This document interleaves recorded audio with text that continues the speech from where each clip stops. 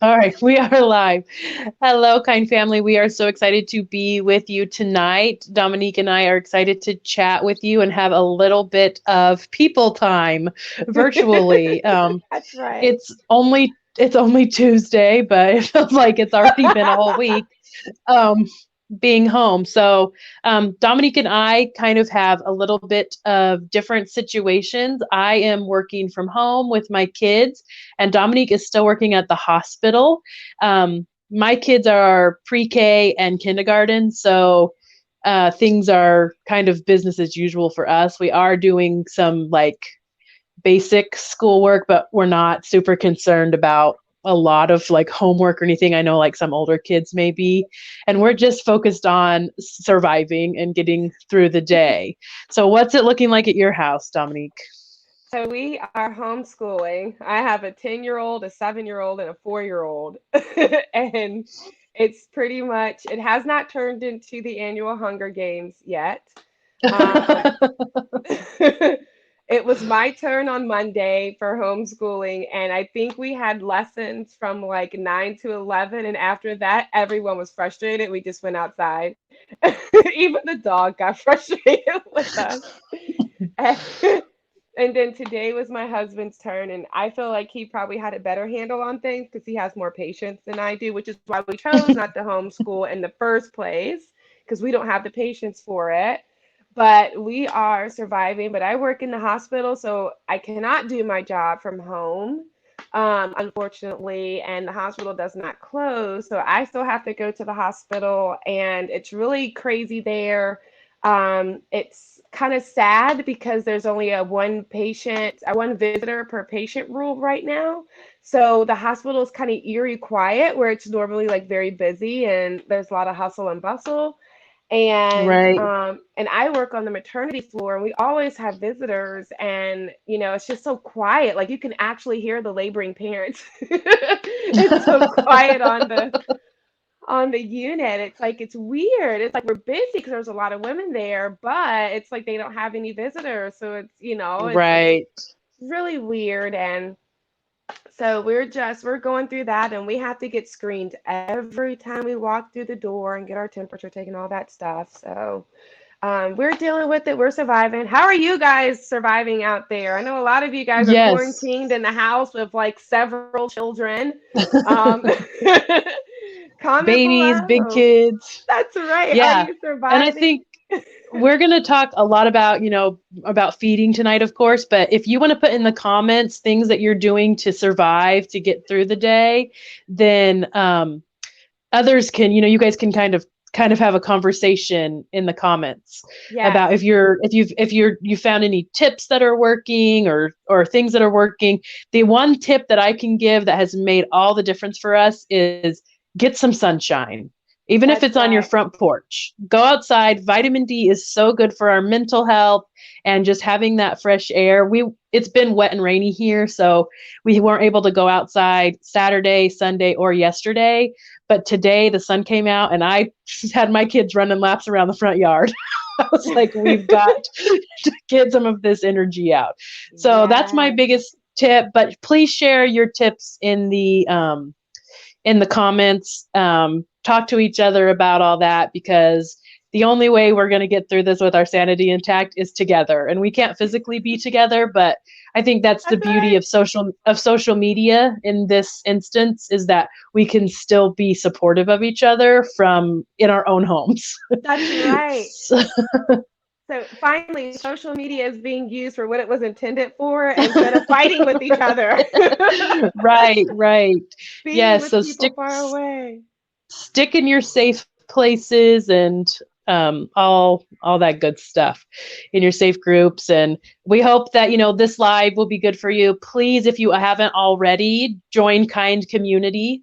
That is a really, really great. It's our peer support group. Our lactation professionals lead that group. So any questions that you have are going to be answered by a lactation professional, but there's a lot of families in there that you can just have that camaraderie and support from.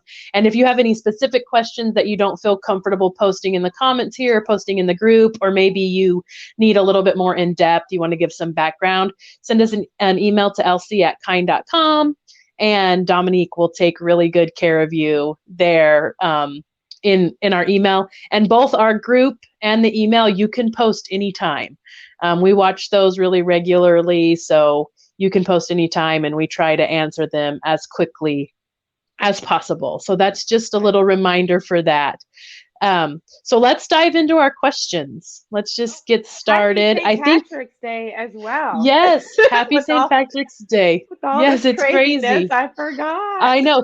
It's actually my anniversary today. Oh, And happy anniversary! well, thank you. And this morning, my husband, who's working from home too, was like, "Oh, happy anniversary, by the way." It's just like it just feels so different. But anyway, everything feels different. So this question is about milk storage, and I thought this was a good question to kick things off with, since we're maybe in a different environment than we're used to being with our milk storage. We may be, expressing more with our pumps because others are helping us, or we have other kids at home, things are going on. So let's talk about milk storage guidelines.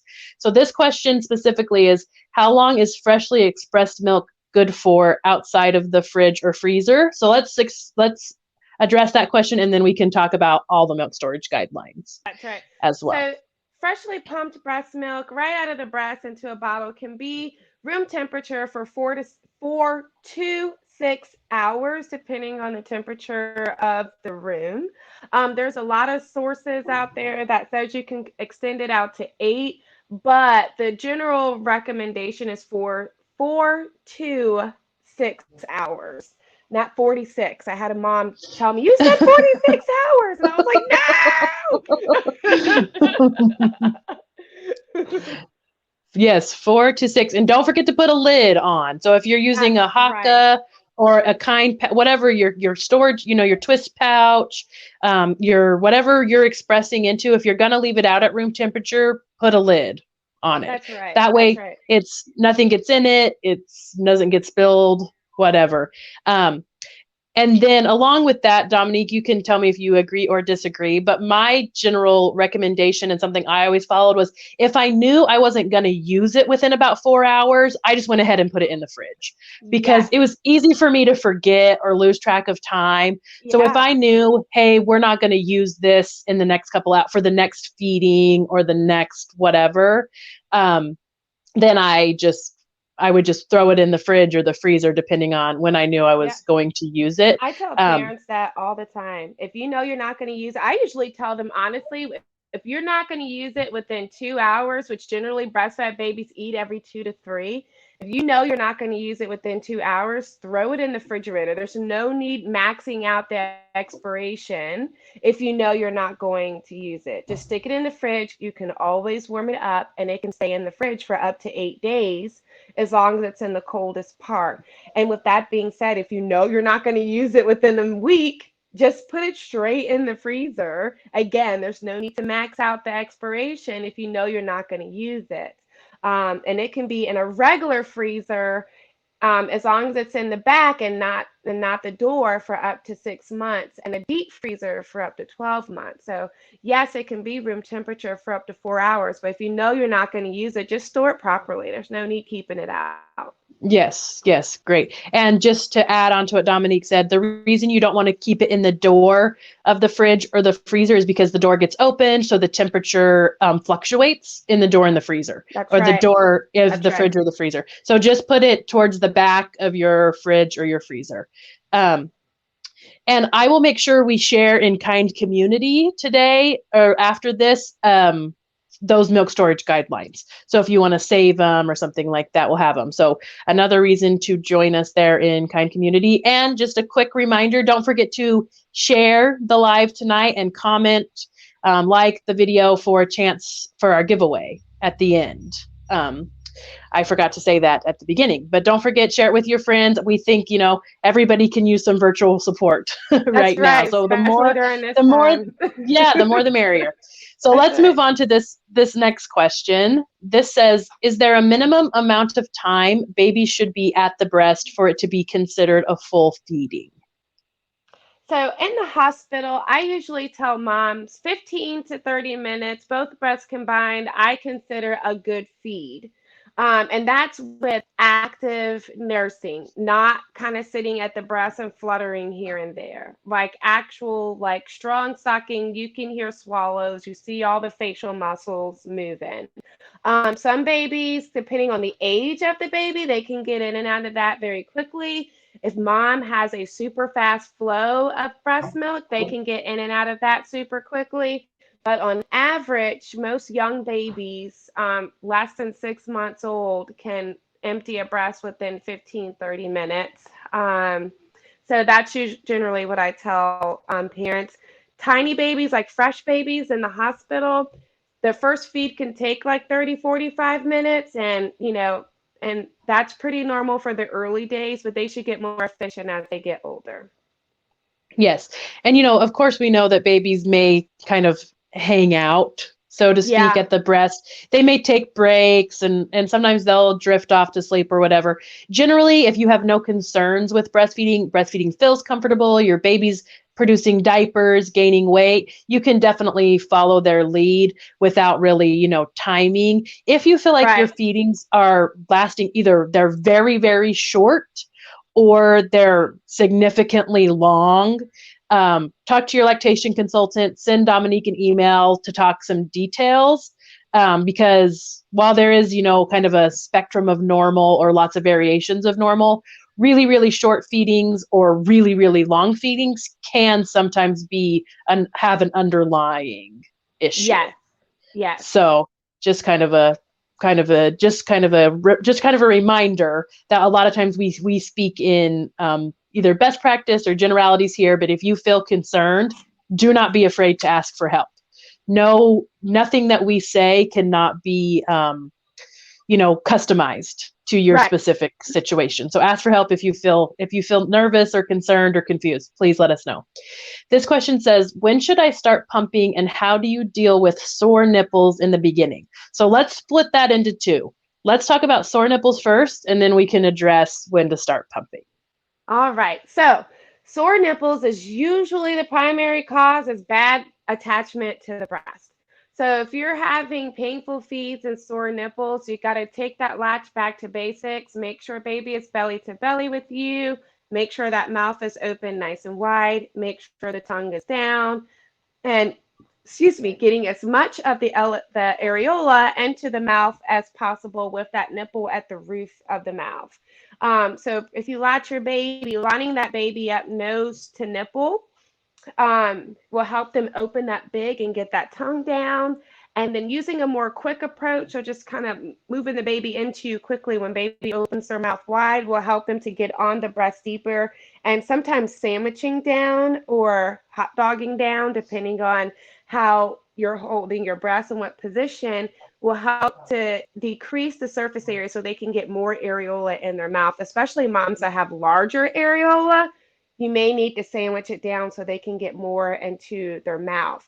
So generally, I mean, you're going to have some soreness in the beginning, especially if you've never breastfed before.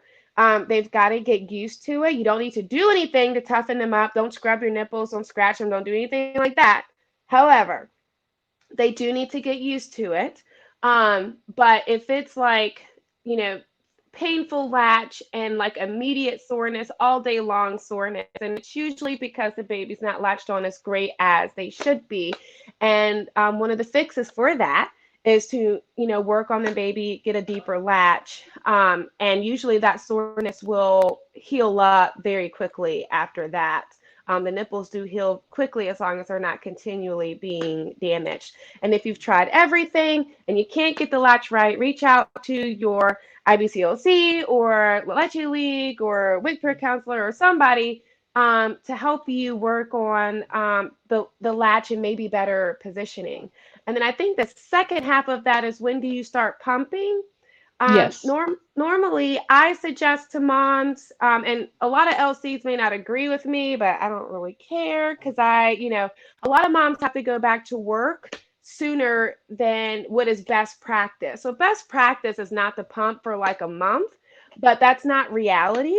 So I usually tell parents for the first 2 weeks, learn breastfeeding, try to direct breastfeed, and then after that, pump once or twice a day for storage for going back to work. If you have a longer maternity leave than say like 2 to 6 weeks, like most moms get, then you can wait a little bit longer if you're comfortable. But if you have a shorter maternity leave, after 2 weeks, once your supply comes in and kind of calms down a little bit, and you figured out the breastfeeding aspect of it, then start pumping once or twice a day for storage for going back to work. And I've helped dozens of moms, and that seems to work. They never have severe oversupply or anything like that because they're not over pumping. They're just pumping 1 or 2 extra times a day on top of nursing the baby. And they seem to have Right. enough milk for when they return back to work. Yes, that's what I always suggest. Same as you is if you're going to pump in your maternity leave, don't make it stressful. That's right. Pick a time that's comfortable. Maybe your baby sleeps a little bit longer or you wake up before your baby wakes up or whatever. And then if there's a day where pumping feels too stressful, don't do because it. you That's don't right. you don't need a freezer full of milk to go back to work. You need 1 or 2 days, which can be daunting. And if you are pumping because to keep up your supply, your baby's having latch issues, then work with your lactation professional to make a plan. Don't try and copy or mimic, your sister friend, whoever influencer you saw on Facebook, because everybody is going to have a different situation and different plan that works for them. So just moving right along with more pumping type, Muriel asks, I'm confused about flange size. How do I know I'm using the correct size?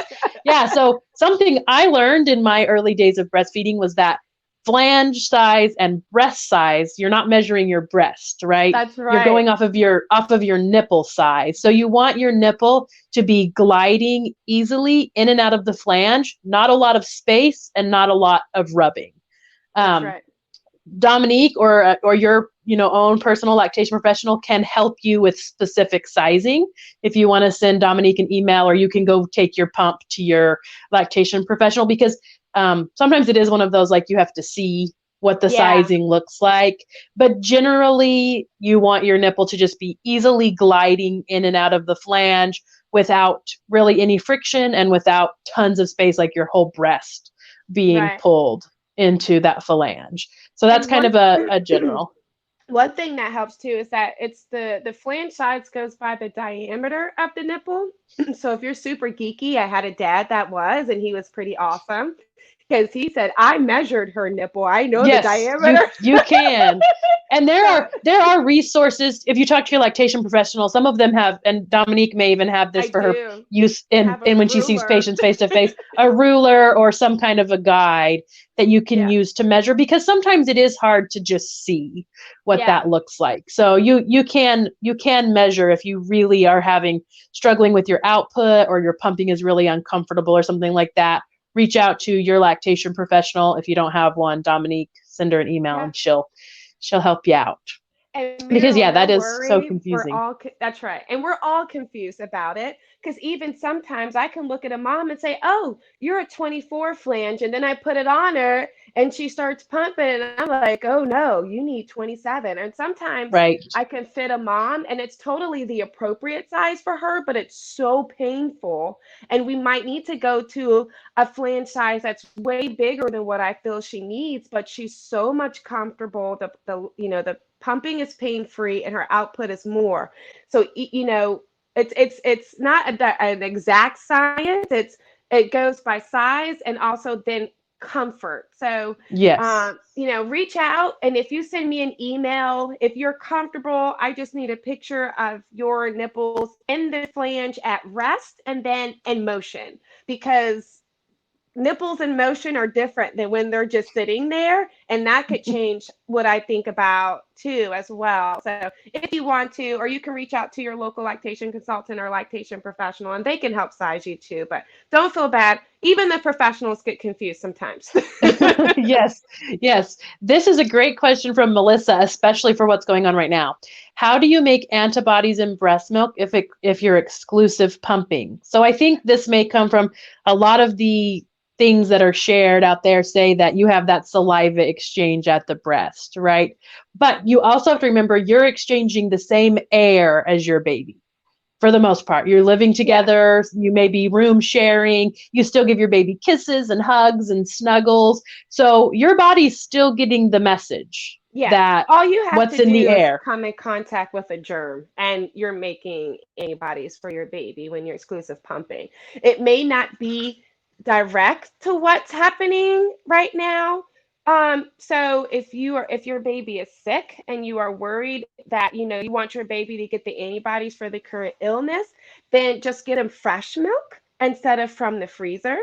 But if you're just worried about in general antibodies, as long as you come into contact with germs and you are lactating, your body will make antibodies and put it into the breast milk for your baby. So don't you worry, mama. You're still giving your baby the Yes. good stuff. Your body knows just what to do. It's pretty Exactly. amazing. Yes. So, and skin to skin. That's the other reason we push skin to skin so much. That air Yes. exchange still happens in skin to skin. You're getting that skin to skin contact. So, there's lots of ways to lots of puzzle pieces that go into that, and you can still fit those pieces together when you're exclusively pumping.